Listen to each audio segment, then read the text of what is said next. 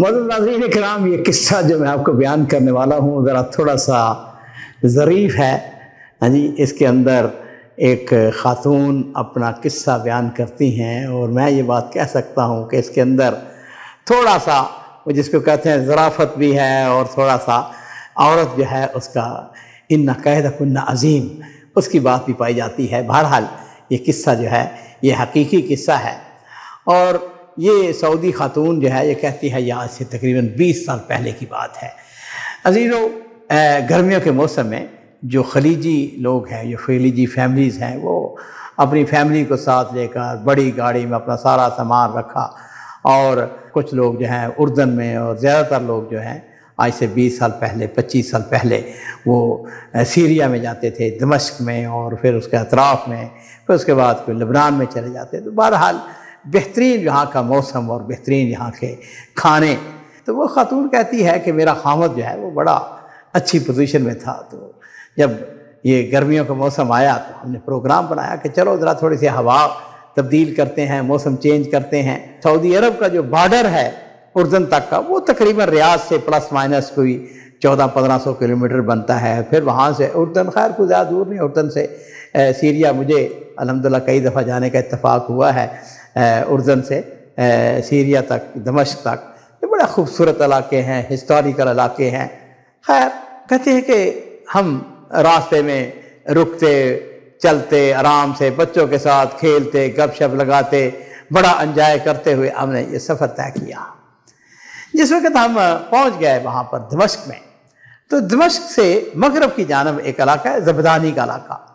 یہاں پہ پہاڑ ہیں، بہت اونچے پہاڑ نہیں ہیں، ہمارے اپنے علاقے کے حساب سے ہم اس کو پہاڑیاں کہہ سکتے ہیں، لیکن وہاں پر چھوٹے چھوٹے گاؤں ہیں. تو زبدانی جو ہے یہ گاؤں کا نام ہے. اچھا، زبدانی کے لوگ جو ہیں وہ کیا کرتے ہیں کہ گرمیوں کے موسم میں، سردیوں میں بڑی ٹھنڈ پڑتی ہے یہاں پر، آدمی رہ نہیں سکتا، لیکن گرمیوں کے موسم میں موسم بہت خوشگوار. دمشق میں بھی بڑی موسم خوشگوار ہوتا تھا آج سے 20 سال پہلے. زبدانی کا موسم وہ اس سے کوئی 4-5 ڈگری کم ہوتا ہے. خیر وہاں پہ لوگ کیا کرتے ہیں کہ اپنے گھر وہ گرمیوں کے موسم میں کرائے پہ خالی کر دیتے ہیں، خود وہ اوپر چھت پہ چلے جاتے ہیں، یا انہوں نے مکان کی ترتیب اس طرح رکھی ہوتی ہے کہ ایک فلور جو ہے وہ کرائے پہ دے دیتے ہیں، اور ایک فلور میں اپنا گزارا کر لیتے ہیں، اضافی آمدنی ہو جاتی ہے. خیر یہ فیملی جو ہے جس وقت وہاں پہ پہنچی زبدانی میں، تو انہوں نے ایک گھر کا انتخاب کیا. معاملہ کچھ اس طرح تھا کہ جو اہل خانہ تھے یا صاحب خانہ گھر والا جو تھا، اس نے ٹاپ فلور پہ اپنا رکھا ہوا تھا، اور نیچے گراؤنڈ فلور جو ہے انہوں نے کرائے پہ دے دیا. لیکن انہوں نے گراؤنڈ فلور کے اوپر اپنا ایک چھوٹا سا سٹور بنایا ہوا تھا، مستودع جس کو کہتے ہیں.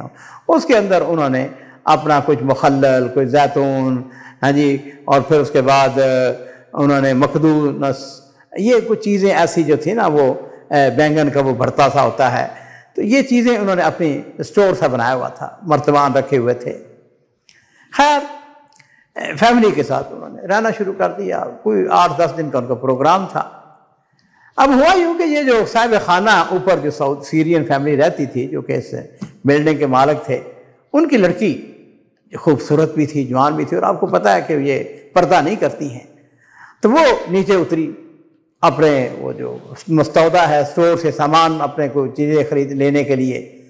تو جو صاحب خانہ تھا اس عورت کا، جو خاتون واقعہ بیان کر رہی، کہتا میرا خامد جو ہے اس نے اس کی طرف دیکھا، وہ لڑکی خوبصورت تھی، ینگ تھی بالکل.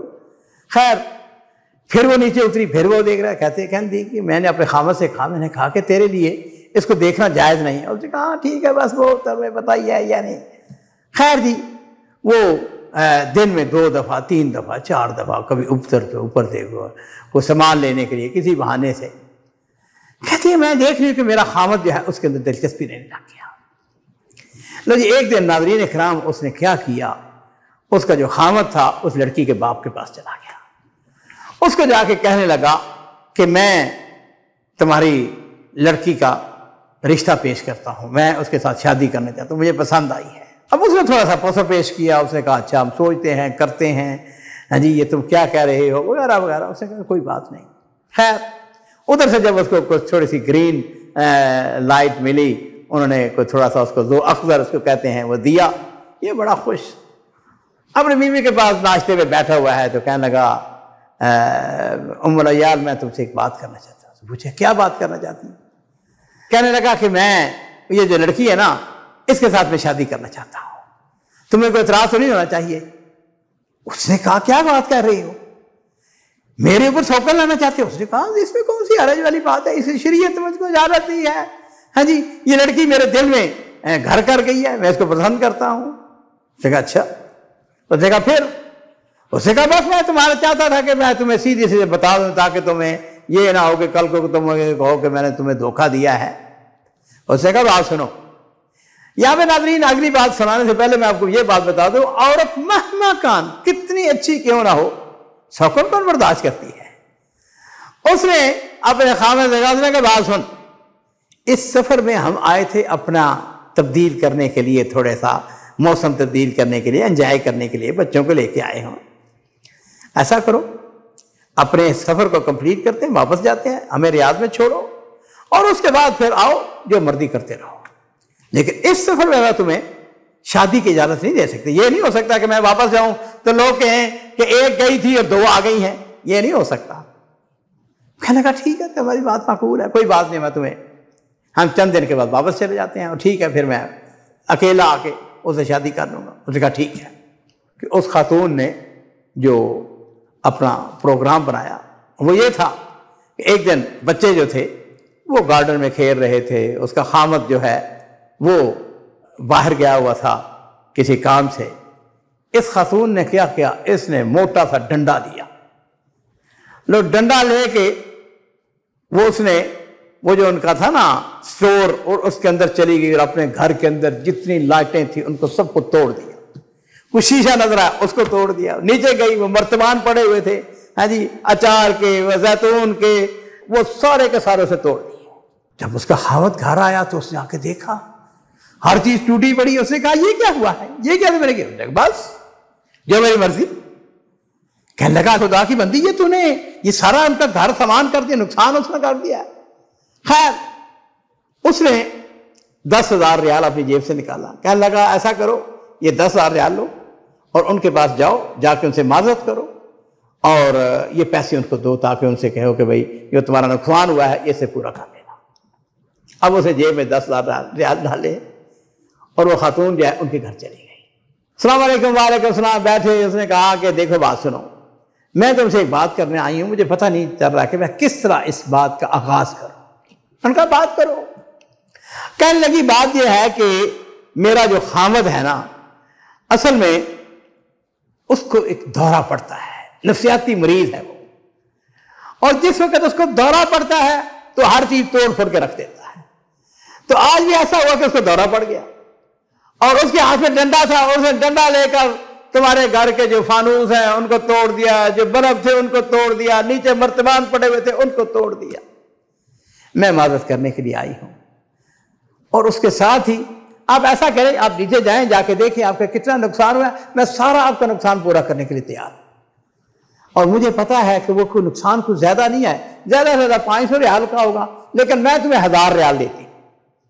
اور ایک بات میں تمہیں یہ بتانا چاہتی ہوں کہ میرا خامد جو ہے اس کو بالکل نہیں پتا چلنا چاہیے کہ میں نے آپ کو پیسے دیے، بڑا کنجوس آدمی ہے، بڑا بخیل ہے۔ اگر اس کو پتا چل گیا نا کہ میں نے تم کو پیسے دیے ہیں تو اس نے میری شامت نہیں آنی ہے۔ خیر جی وہ گئے، انہوں نے جا کے دیکھا سامان وہ ٹوٹا ہوا تھا، لیکن بہرحال 1000 ریال جو ہے وہ سیریا کے اندر ایک بڑی رقم تھی، انہوں نے خاموشی اختیار کر لی۔ تو جی ناظرین اکرام، اگلا دن ہوا، سارا سامان انہوں نے اپنی گاڑی میں رکھا اور ریاض واپس آ گئے۔ ریاض آنے کے بعد وہ ہفتہ 10 دن گزرا تو وہ جو آدمی تھا، یہاں پہ یہ دن میں رکھے کہ اس کی جیب میں 9000 ریال تھا، یہ بچ گیا تھا۔ تو اس نے کہا کہ بھلی مانس میں اب جا رہا ہوں وہاں پر۔ اس نے کہا بسم اللہ جاؤ، اب میں آ گیا اپنے گھر پہ، اپنے بچوں کے ساتھ رہوں گی، تم جاؤ جا کے دلہن کو لے آؤ۔ وہ وہاں پہ پہنچا جس وقت، تو اس نے جا کے کہا کہ ہاں جی آپ نے مجھ کو کہا تھا کہ ہم اپنی بیٹی کا رشتہ تمہارے ساتھ کرنے کے لیے تیار ہیں، میں اب آ گیا ہوں، میرے ساتھ شادی کرو۔ انہوں نے اس کو دیکھ کے کہا، کہنے کے بعد یہ ہے کہ تمہارے جانے کے بعد اس کا چچا بھائی اس نے اس کا رشتہ بھیجا اور ہم نے اپنی بیٹی کا جو ہے رشتہ اس کے ساتھ کر دیا ہے، ہم تم سے جو ہے وہ معافی چاہتے ہیں۔ تو ناظرین کرام وہ اس کے دماغ سے جو دوسری شادی کا بھوت تھا نا وہ اتر گیا، اور وہ عورت کہتے ہیں کہ مجھ کو اب آپ بتائیں، اور یہ ناظرین کرام آپ نے بھی بتانا ہے کہ فائدہ کس کو ہوا۔ وہ کہتی ہے کہ میں جیت گئی، میں نے 9,000 ریال بچا لیے، اور میرے خامد سے دوسری شادی کا جو بھوت تھا وہ بھی اتر گیا۔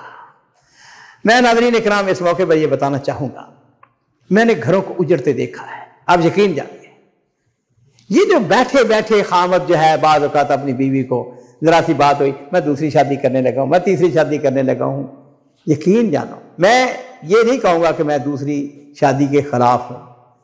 دوسری شادی اسلام نے اجازت دی ہے، تیسری کی بھی، چوتھی کی بھی، لیکن اس کے لیے کچھ شرائط ہیں، اس کے لیے کچھ وجوہات ہیں۔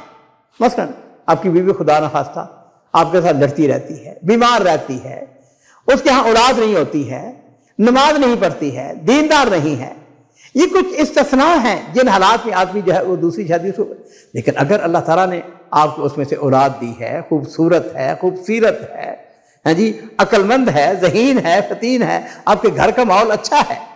میں نے کتنے لوگوں سے اس بارے میں انٹرویوز کیے ہیں جنہوں نے دوسری شادی کی ہے نا، تو وہ یہی کہتے ہیں مجاہد صاحب یہ دوسری شادی کا پنگا نہیں لینا چاہیے،